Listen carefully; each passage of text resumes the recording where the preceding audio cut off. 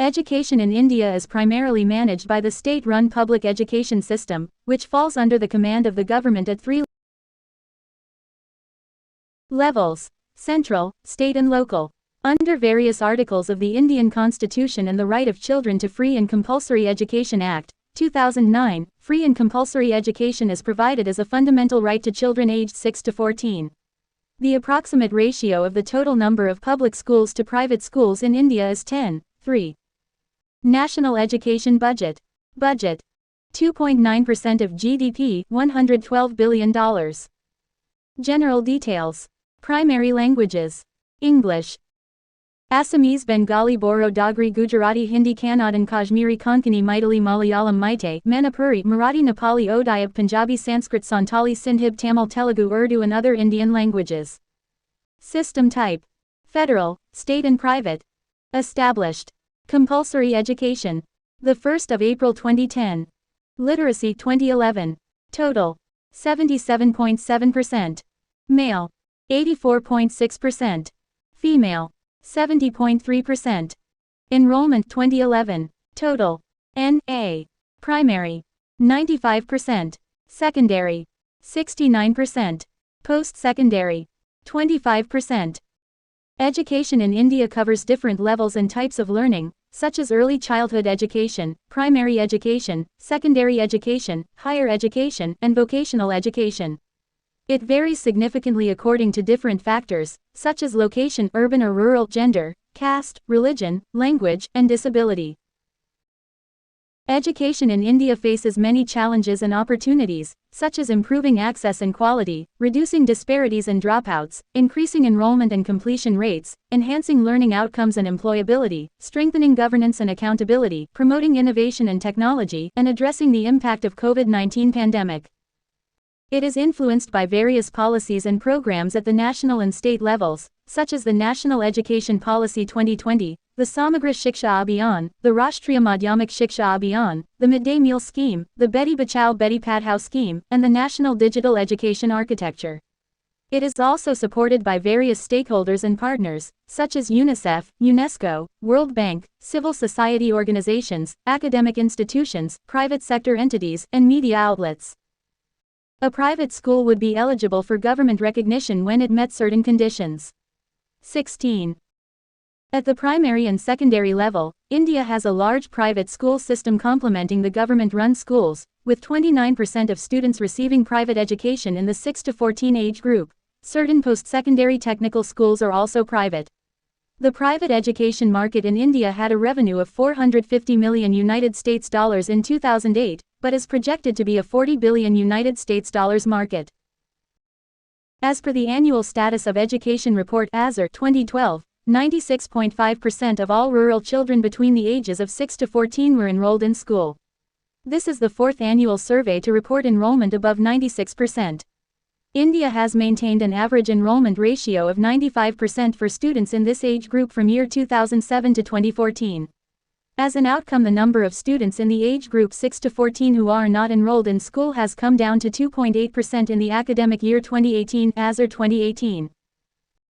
Another report from 2013 stated that there were 229 million students enrolled in different accredited urban and rural schools of India, from class 1 to 12, representing an increase of 2.3 million students over 2002 total enrollment, and a 19% increase in girls' enrollment.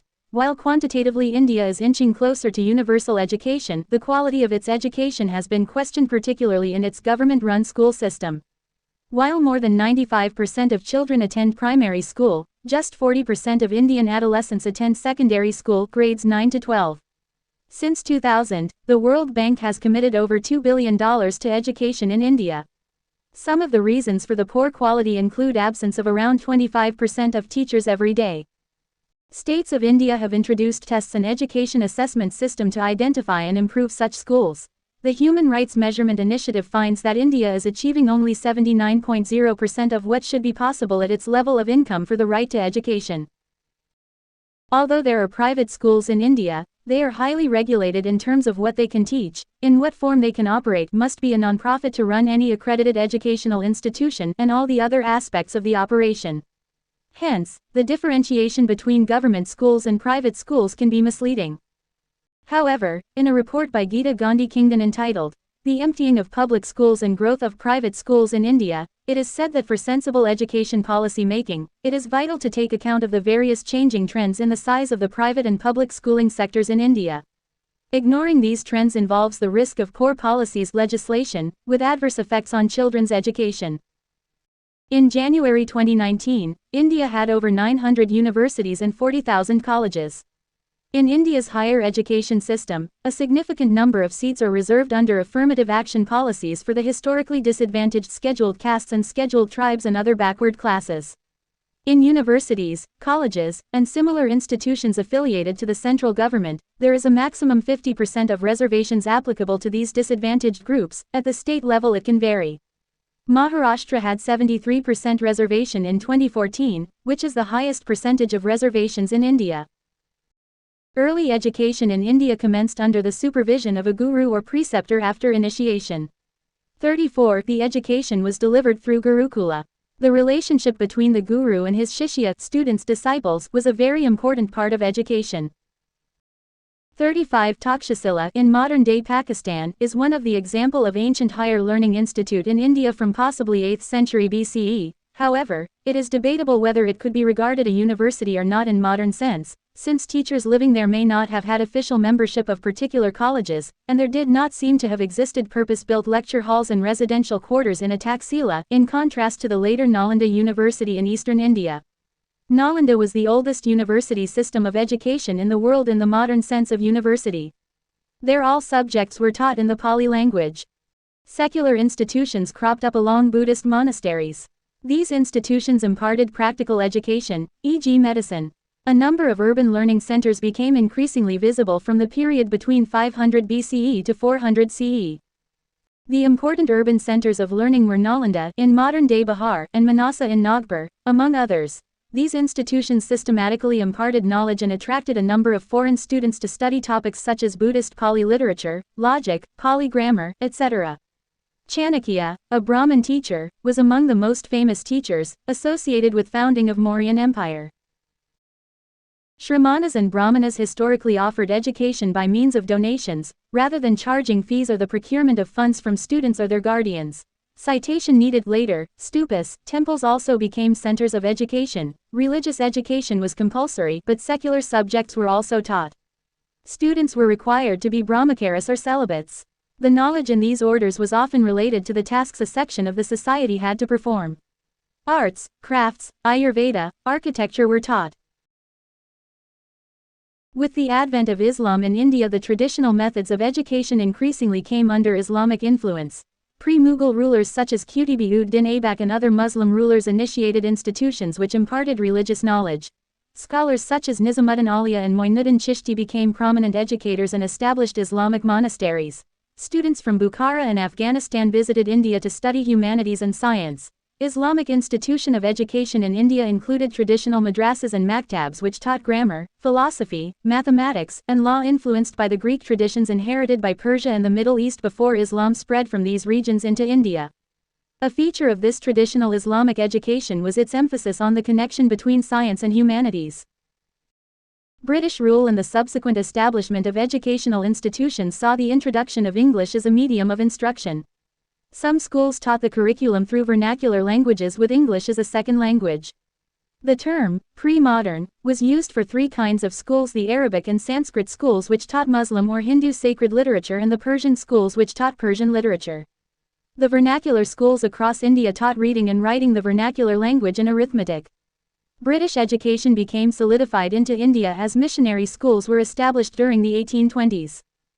18th century. Main article. Dharampal and relevance. Dharampal was instrumental in changing the understanding of pre-colonial education in India. Dharampal primary works are based on documentation by the colonial government on Indian education, agriculture, technology, and arts during the period of colonial rule in India. His pioneering historical research, conducted intensively over a decade, provides evidence from extensive early British administrators' reports of the widespread prevalence of indigenous educational institutions in Bombay, Bengal and Madras presidencies as well as in the Punjab, teaching a sophisticated curriculum with daily school attendance by about 30% of children aged 6 to 15. In 1818, the fall of Maratha Empire led to large parts of India come under British rule. 46 During the decade of 1820-30, detailed surveys of the indigenous education system prevalent in their provinces were conducted by the British. G.L. Prendergast, a member of the Governor's Council in Bombay Presidency, recorded the following about indigenous schools in the 27th of June 1821. I need hardly mention what every member of the board knows as well as I do, that there is hardly a village, great or small, throughout our territories, in which there is not at least one school, and in larger villages more, many in every town, and in large cities in every division, where young natives are taught reading, writing and arithmetic, upon a system so economical, from a handful or two of grain, to perhaps a rupee per month to the schoolmaster, according to the ability of the parents, and at the same time so simple and effectual, that there is hardly a cultivator or petty dealer who is not competent to keep his own accounts with a degree of accuracy, in my opinion, beyond what we meet with amongst the lower orders in our own country. Colonial period and English education. In 1835, the English Education Act was passed by the British in India. This act made English formal medium of education in all schools and colleges. This act neglected both indigenous schools and mass education, as only the small section of upper-class Indians were educated to become the connecting link between the government and the masses. 49 This act is today popularly known as Macaulaism. We must at present do our best to form a class who may be interpreters between us and the millions whom we govern, a class of persons, Indian in blood and color, but English in taste, in opinions, in morals, and in intellect. To that class we may leave it to refine the vernacular dialects of the country, to enrich those dialects with terms of science borrowed from the Western nomenclature, and to render them by degrees fit vehicles for conveying knowledge to the great mass of the population. According to sociologist Hetukar Jha, this act led to decline of indigenous schools which flourished in villages and towns, and simultaneously, the British policy in 1835 skewed in favor of the filtration theory of education, which worked to block to a significant extent the entry of the middle classes and below. Post-independence. Main article. National policy on education. Since the country's independence in 1947, the Indian government sponsored a variety of programs to address the problems of illiteracy in both rural and urban India. Maulana Abul Kalam Azad, India's first Minister of Education, envisaged strong central government control over education throughout the country, with a uniform educational system. The Union government established the University Education Commission 1948-1949, the Secondary Education Commission 1952-1953, University Grants Commission and the Kothari Commission 1964-66 to develop proposals to modernize India's education system. The resolution on scientific policy was adopted by the government of Jawaharlal Nehru, India's first Prime Minister. The Nehru government sponsored the development of high-quality scientific education institutions such as the Indian Institutes of Technology. In 1961, the Union government formed the National Council of Educational Research and Training (NCERT) as an autonomous organization that would advise both the Union and state governments on formulating and implementing education policies. 2020. National Education Policy 2020. In 2019, the then Ministry of Education released a draft New Education Policy 2019, which was followed by a number of public consultations. It discusses reducing curriculum content to enhance essential learning, critical thinking and more holistic experiential, discussion-based and analysis-based learning. 55. It also talks about a revision of the curriculum and pedagogical structure from a 10+2 system to a 5+3+3+4 system design in an effort to optimize learning for students based on cognitive development of children. On the 29th of July 2020, the Cabinet approved a new national education policy with an aim to introduce several changes to the existing Indian education system, which will be introduced in India till 2026. Hindu, Vedic and Sanskrit education.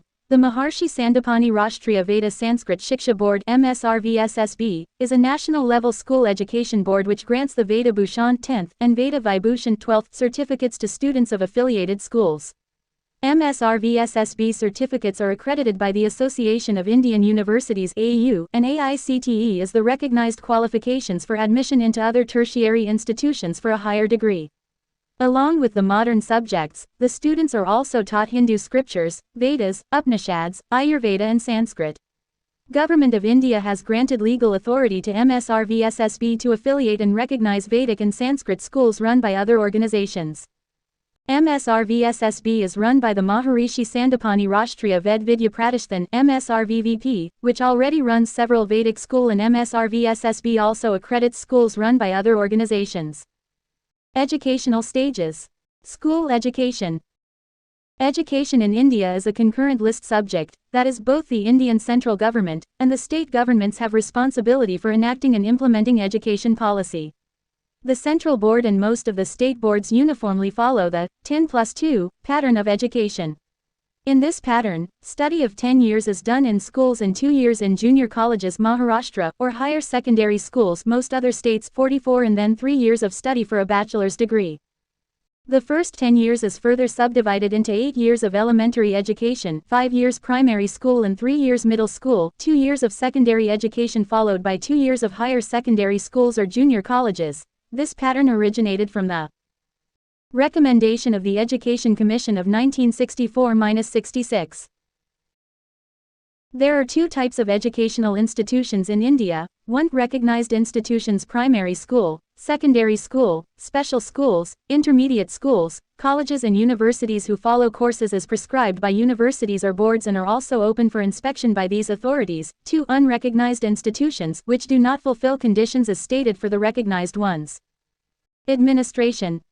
Education policy is prepared by the central government and state governments at national and state levels respectively. The National Policy on Education (NPE) 1986 has provided for environment awareness, science and technology education, and introduction of traditional elements such as yoga into the Indian secondary school system. A significant feature of India's secondary school system is the emphasis on inclusion of the disadvantaged sections of the society. Citation needed professionals from established institutes are often called to support in vocational training. Another feature of India's secondary school system is its emphasis on profession-based vocational training to help students attain skills for finding a vocation of his/her choosing. A significant new feature has been the extension of SSA to secondary education in the form of the Rashtriya Madhyamik Shiksha Abhiyan, Rashtriya Madhyamik Shiksha Abhiyan (RMSA), which is the most recent initiative of Government of India to achieve the goal of universalization of secondary education (USE). It is aimed at expanding and improving the standards of secondary education up to Class 10. Curriculum and School Education Boards. National Skill Development Agency (NSDA's) National Skills Qualification Framework (NSQF) is a quality assurance framework which grades and recognizes levels of skill based on the learning outcomes acquired through both formal or informal means. School boards set the curriculum, conduct standardized exams mostly at 10th and 12th level to award the school diplomas. Exams at the remaining levels, also called standard, grade or class, denoting the years of schooling, are conducted by the schools. National Council of Educational Research and Training (NCERT). The NCERT is the apex body located at New Delhi, capital city of India. It makes the curriculum-related matters for school education across India. 6/8 The NCERT provides support, guidance and technical assistance to a number of schools in India and oversees many aspects of enforcement of education policies. 69 There are other curriculum bodies governing school education system specially at state level called SCERTs. State Government Boards of Education. Most of the state governments have at least one State Board of Secondary School Education. However, some states like Andhra Pradesh have more than one. Also, the Union Territories do not have a board.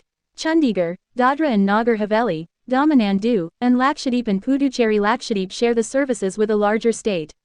The boards set curriculum from grades 1 to 12 for affiliated schools.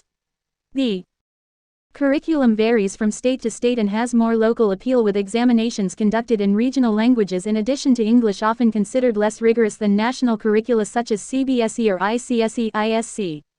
Most of these conduct exams at 10th and 12th level, but some even at the 5th and 8th level. Central Board of Secondary Education (CBSE). The CBSE sets curriculum from grades 9 to 12 for affiliated schools and conducts examinations at the 10th and 12th levels. Students studying the CBSE curriculum take the All India Secondary School Examination (AISSE) at the end of grade 10 and All India Senior School Certificate Examination (AISSCE) at the end of grade 12. Examinations are offered in Hindi and English. Council for the Indian School Certificate Examinations CISCE sets curriculum from grades 1 to 12 for affiliated schools and conducts 3 examinations, namely, the Indian Certificate of Secondary Education ICSE Class Grade 10, the Indian School Certificate ISC Class Grade 12, and the Certificate in Vocational Education CVE Class Grade 12. CISCE English level has been compared to UK's A levels. This board offers more choices of subjects. CBSE exams at grade 10 and 12 have often been compared with ICSE and ISC examinations respectively.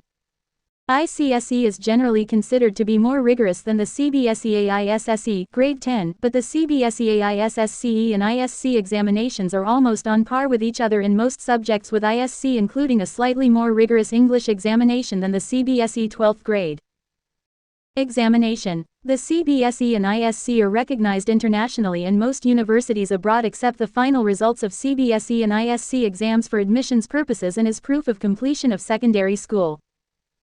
National Institute of Open Schooling (NIOS). The NIOS conducts 2 examinations, namely, Secondary Examination and Senior Secondary Examination (All India), and also some courses in vocational education.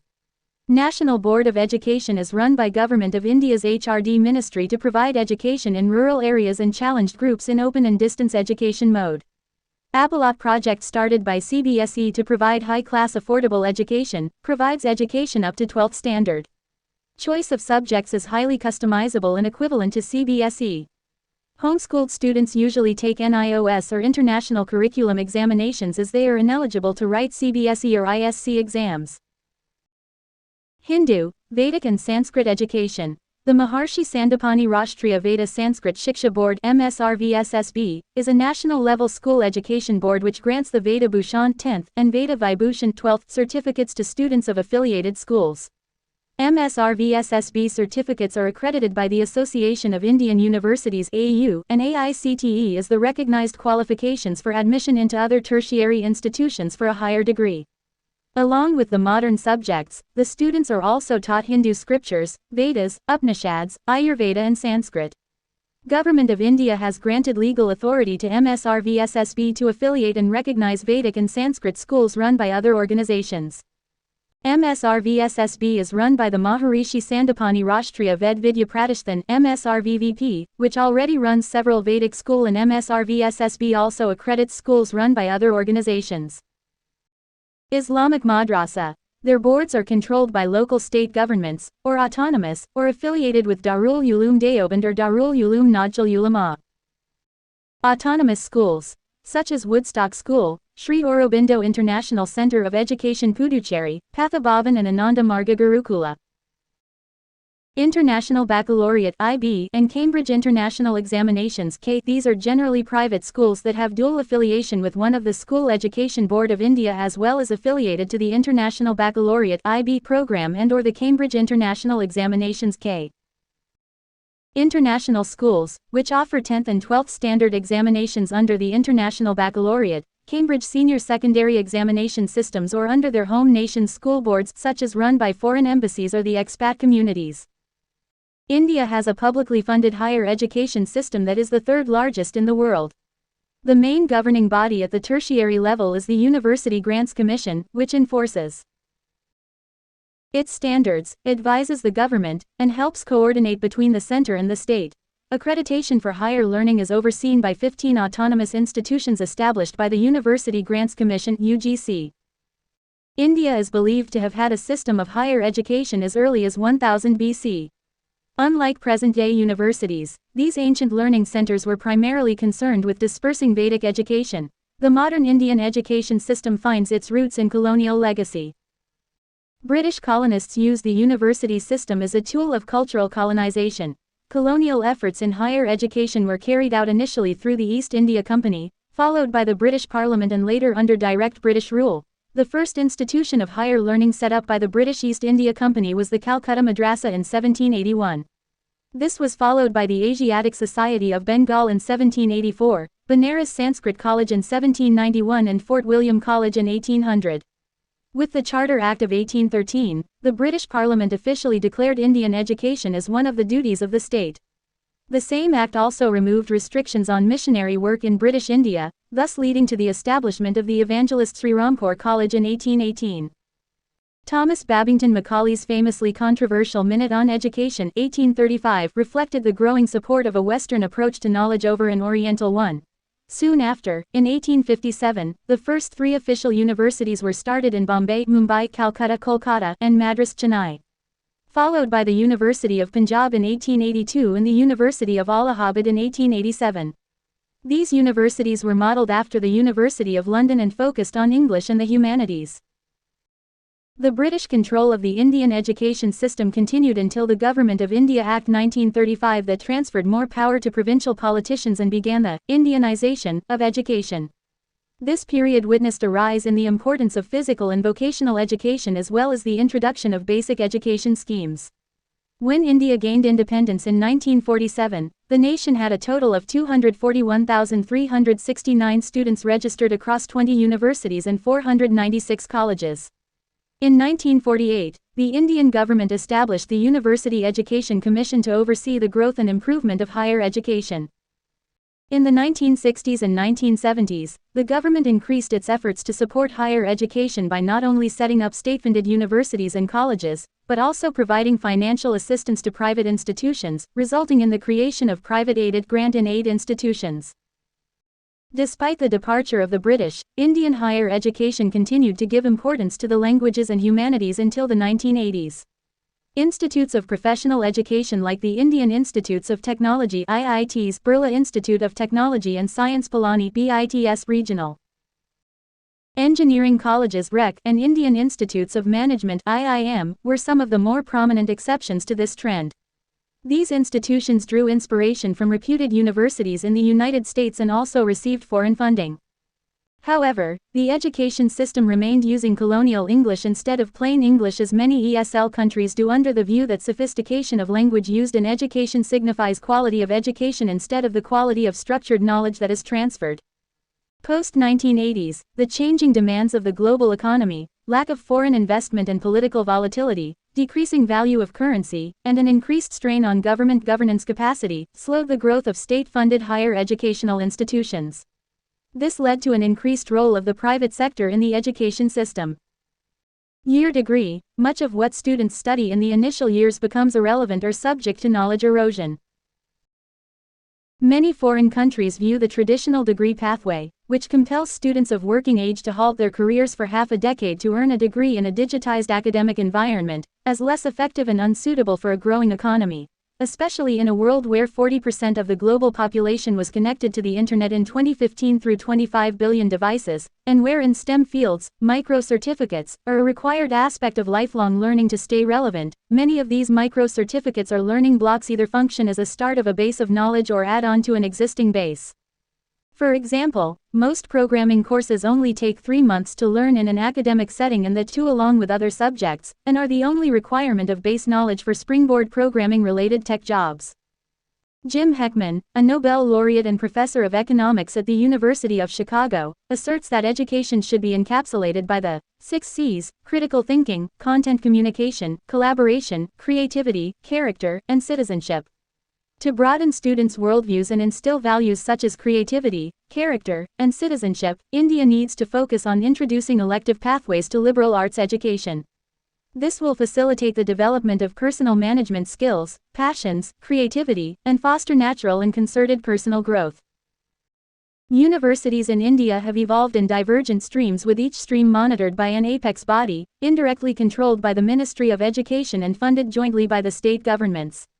Most universities are administered by the states. However, there are 18 important universities called central universities, which are maintained by the union government. The increased funding of the central universities give them an advantage over their state competitors. The University Grants Commission estimated that in 2013-14, 22,849 PhDs and 20,425 MPhil degrees were awarded. Over half of these were in the fields of science, engineering, technology, medicine, and agriculture. As of 2014-15, over 178,000 students were enrolled in research programs. Apart from the several hundred state universities, there is a network of research institutions that provide opportunities for advanced learning and research leading up to a PhD in branches of science, technology, and agriculture. Several have won international recognition. 25 of these institutions come under the umbrella of the CSIR Council of Scientific and Industrial Research, and over 60 fall under the ICAR Indian Council of Agricultural Research. In addition, the DE Department of Atomic Energy and other ministries support various research laboratories.